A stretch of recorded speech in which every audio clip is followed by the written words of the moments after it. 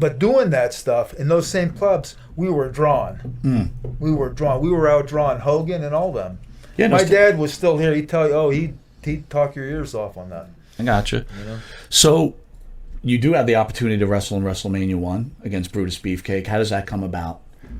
I don't know. The matches were made. WrestleMania 1, it wasn't like it is today. It was a big show. It was huge. It was a big show, but I mean, it was like a, you know, I didn't look at it as a big special thing. The only big special thing about it, I guess, that, oh, well, they're going to have these dancers, and they're going to have Liberace, and they're going to have some celebrities take part in the show.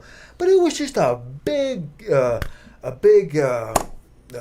stacked card at Madison Square Garden. My dad was going to be in my corner, and boy, that was going to be special. And it turned out to be this big phenomenon, okay? Right. But then it was just a big show, and it was closed circuit. It wasn't pay-per-view. That was still in closed circuit. That's right. days, you know? So it was like, you know, I guess it wouldn't have been no different when they closed circuited Shea Stadium for Antonio Inoki, and they had Muhammad my Ali, dad, yeah. Hanson in the cage, Yeah. and all that stuff.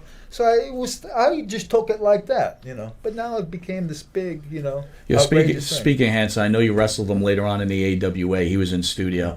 He spoke about when he broke your father's neck on accident, how he got a lot of heat from the boys because they all had their money thing. Yeah. At that point, did you think that? I said, well, I was in high school. I said, oh, one day I want to get that son of a gun. You know, I want to get him. Great. I tell him the story like we would laugh about it. You know, and he was a good guy. He was a good guy to me. You know. Yeah.